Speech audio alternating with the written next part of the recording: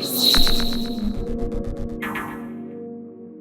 what's going on, Scatterbrains? Thank you for coming back to another episode of Scattered Brilliancy. My name is Travis, and y'all, it's 2 weeks in a row.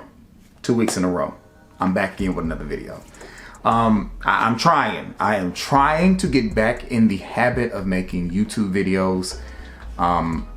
It is difficult though. It is difficult. I just got back in the house. Like I told y'all in the last video, the company that I was hired to do designs for, the products are out in stores, and so I've been kind of going to the stores to see if I can find the stuff that has my designs on it. And if I find a product that has a design on it that I did, I buy it. And like I said, I signed an NDA, so I can't tell you what store or what it is or anything like that. But in 3 years, I could talk about it. I'm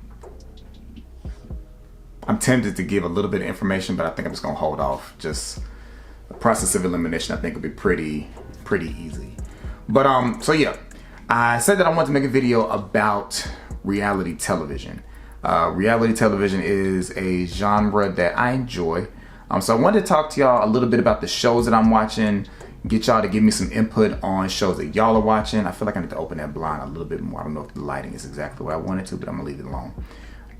Yeah, so find out what y'all are watching. Like I said, Love is Blind starts next week. And it features a Charlotte cast, as far as I know. And I'm gonna review that, figure out how to review it. Like, I've never watched the show before, so. All right, but shows that I'm currently watching reality TV wise. First is The Floor. It comes on Fox. I really don't know how to explain it. Very simple, elementary concept of a bunch of people standing on this floor, and each person is smart, I guess you can say, in a particular category, and they challenge each other to take over their spot on the floor. So let's say, for example, the category that I was strong in was Disney characters. Okay, so when you see my square, you see Disney characters listed in my square because that's mine. And if somebody challenges me, what happens is on the screens they will show a Disney character, and I have to name the character. And then the picture changes and the other person has to name the character, and it just ping pongs back and forth. And I think they have like 30 seconds. If you get stuck, you can just or you can pass, but if you pass, you got a 3-second penalty. And initially I was like, this show seems real stupid, but I'm into it because it's interesting that people's spots on the floor are getting bigger. So every time you beat somebody, you take over their spot on the floor, and the goal is to take over all the spots on the floor. So there's one lady, she has probably like 20 something spots or so. I want to say it started off with like 80 something people on the floor. I may have overinflated that number, but it was a whole lot of people on the floor when this game first started. So that's one reality TV show that I am enjoying that's different. And of course I have to watch my Real Housewives, Married to Medicine, Potomac, and Married to Medicine. I have thought about reviewing Real Housewives of Potomac. You know, I watch Real Housewives of Atlanta, you know, sometimes. Atlanta started to suck. And so Potomac became my favorite between the two. But the one thing that keeps me from wanting to review Real Housewives of Potomac is the fans. I see everything that's going on social media about all the things that happen on the show, you know, whether it's people being upset about Giselle, whether it's talks about colorism, whether it's Candace, I see all the conversations, and it's just entertainment to me. And I feel like if I were to give my true thoughts and opinions on some things, I probably gonna make some people upset. And my goal is not ever to please everybody, but just being realistic. I don't feel like going back and forth with people in the comments about a show, because it feels like people don't realize it's a show that's edited a certain kind of way. Case in point, this is the one example I'm probably ever give outside of a review if one were to ever happen. Not on this last episode, on the episode before last, Karen invited the cast, some of the cast, to her home place, Surrey, whatever that is, to go to the plantation, right? Giselle was invited but declined the invitation, okay? In one of Giselle's confessionals, she talked about not wanting to be on the sprinter with Wendy and Ashley, and then she goes on to say it's a safety issue. Okay, people, and I'm just using this one thing as an example. I don't need nobody trying to correct me because everything I'm saying right now is factual. Okay, she said she didn't want to ride with them. She said Wendy and Candace were the names that she dropped, and then she also said it's a safety issue. What I don't understand is how, as a viewer, you can't watch and tell when something is edited a certain kind of way. Meaning, and maybe if I'm really feeling fancy, I might insert the clip, but I probably won't. If you watch just that part alone, there are 3 different moments in time that are edited together into one. 3 different things she said in that moment of when she did that confessional that were all pieced together. So she said, maybe I can pull it up. Maybe that's what I do. Let me pull it up, because I want to make sure that I say this right. Giselle, RHOP, I'll say Candace. Maybe it might come up like that. Pull my name. You pulling Candace and Wendy. Don't pull my name. Karen, I told you why. I have to be concerned about my safety. Don't pull my... Okay. I found the clip. All right, so I'm going to show the clip just from my phone and use it as an example. Okay. All right, this is the clip I'm talking about. I don't know if it's going to be in focus. This clip I'm talking about. Don't pull my name when you're pulling Candace and Wendy. Don't pull my name. Karen, I've told you why. I have to be concerned about my safety. Okay. Don't pull my name. I'm using this as an example of why the fans get on my nerves. So she said, don't pull my name when it comes to Wendy and Candace. And Karen, I've told you why. I have to be concerned about my safety. Those are 3 different things. Do y'all not notice when you're watching these shows and you're watching somebody's confessional that they split up clips, put them together to make it seem like the person, whomever it is saying something? Now, Giselle could have very well been saying that she's concerned for her safety being on a sprinter with Candace and Wendy. That is possible. But it's also possible that she was talking about 3 different things that were interwoven into one. We will never know, because for me, this is just how I watch something. I need to see the person saying it uncut, unedited, for me to make an accurate assessment of if you being ridiculous or not. Because in that one clip, she's this far back, and then it cuts to her being this close, and then it cuts to her being here, and I'm like, they're not zooming the camera in and out, y'all. Like, those are the kind of things that bother me about the reality shows. The editors and the people who produce the shows do a good job of getting y'all riled up. They do a good job of getting y'all riled up. And Giselle is absolutely a great target. Like, y'all, most of y'all can't stand her. Most of y'all can't stand her. And I hate to tell y'all, she ain't going nowhere. She is not going anywhere anytime soon. So, I mean, like, y'all can boycott the show. They are not letting Giselle go. It is what it is. Because I think that even though people say that she doesn't bring anything to the show, she does actually brings conflict. And who really wants to watch a reality TV show where everybody's getting along? It'd be nice to see them all getting along, doing something positive, but conflict drives these kind of shows. So you got to have somebody who's the villain, and that is her role. So I mean, I enjoy the show, but I think those type shows are much better in their earlier seasons, before the fandom grows, before the people on the show have a chance to know how people feel about them. Because I feel like when in the beginning, that's when they are their most authentic selves.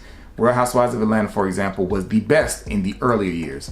Housewives of Potomac, the best in the earlier years, before social media starts making a difference, before favorites are picked, before all of that. Like, I still watch, but you know, I don't feel like it's as good as it used to be. Married to Medicine, though, I have always said Married to Medicine was my number 1 show in that kind of genre. You know, we watched Love and Marriage, Huntsville. I tried to give DC a try. I just watched the reunion. That's usually what I'll do, is I'll just watch the reunion. I won't watch the season, I'll just watch the reunion. But Married to Medicine has always been my favorite reality show like that, with like a a bunch of women that were on the show. Always my favorite because one, most of them had like a job, and there was actually like substance to a certain degree of the show, and the show's title matched like what was actually happening on the show. And they seemed like a more organic group of friends than, you know, these other ones where they just kind of introduce somebody and, you know, they try to build a cast as opposed to just picking a cast that organically already kind of knew each other. But same thing with that show. I feel like that show was much better in the earlier seasons. But yeah, those are the two reality TV shows on Bravo that I'm watching. Martha's Summer House, Martha's Vineyard. I really enjoyed the first season of that, and I saw that they're coming back with a second season. Really, I might review that. That might be something good to review. Is Summer House, Martha's Vineyard. Maybe I'll add that to my list depending on when it's coming, because I like that show. I really like that show. It was something different, something completely different, and I liked it. And they were not famous, they weren't known, so therefore I felt like they were a little more real, and they had some characters on that show. Yeah, so if you didn't check out Summer House, Martha's Vineyard, I would say check it out. You know, Peacock. Let's see. So those are those type shows that I'm watching. There are no scripted shows that I'm really into right now.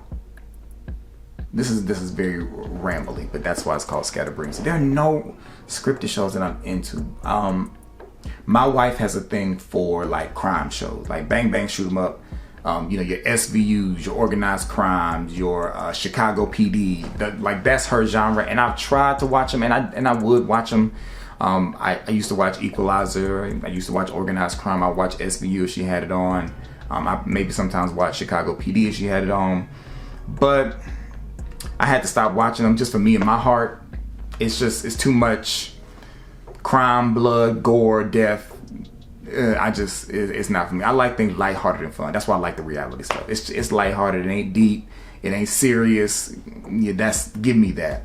But excuse me. I don't think I've had a scripted show that I've really been into since Once Upon a Time. Once Upon a Time was my show. That was my show when it was on. I didn't even watch the last season because people had left, and I was like, y'all should just end it after like season 6 or something. But Once Upon a Time was my show. We watch Found now. Found is not really a crime show. It's a crime show, but it's not like people are shooting and blood. It ain't like that. But that show's pretty good. It's coming back for a second season, so I'll probably continue to watch that in the second season. 911. We watched 911 and 911 Lone Star. We definitely watched those. And I enjoy those as well. But I don't like seeing blood and stuff like that. So there are times on the shows I have to like look away and I'm like, can't do it. I'm trying to think of what else I could talk about before I get to the show I really want to talk about. But I don't think I have anything else. All right, let's talk about Traitors. Okay. Let's go back. Let me build up to Traitor talk. Back in undergrad in college, I auditioned for a stage play. I had kind of fallen in love with stage plays, like going to stage plays, and then there were auditions for a stage play on campus, and I went and auditioned and I made the show. The show was very bootleg. It's still on YouTube, but we had a great time. We had a great time during the process of getting that show put up. The show was way too long. The writers, it was their first time ever doing something. I swear that show was like 3 hours long. But I said all that to say we spent so much time together, they introduced me to a game I had never heard of. And the name of that game was Mafia. And once they introduced me to the game Mafia in college, I was hooked. We would have large groups of people, I mean like 20, 30 deep, sitting in the common area of different dorms. And we would just play Mafia. Or we just had like a group of like 10 of us. The cast, maybe a couple other people helping with the show. We would just sit around and play Mafia. Those are some of my favorite memories from college. And I knew that Traitors existed because Big Brother is another show that we started watching. We started watching Big Brother at season 23. When Sari came on this past season of Big Brother, I had looked her up and saw that she had won Traitors, but I didn't know what Traitors was. Then I saw the promotions that Traitors was coming back, and I was like, okay, I recognize a couple people on this show like Phaedra and Sheree and CT. I used to love to watch the challenges, Road Rules, Real World. Loved those back in the day on MTV. So I was like, well, let me look it up and see what it was. And then when I looked it up and saw that Traitors is Mafia, whew, I was like, I'm watching. I am watching Traitors. Like, Mafia was my game in college. And just a quick synopsis of what Mafia is. So the way we played it, you would use a deck of cards. You only have the number of cards for the number of people playing.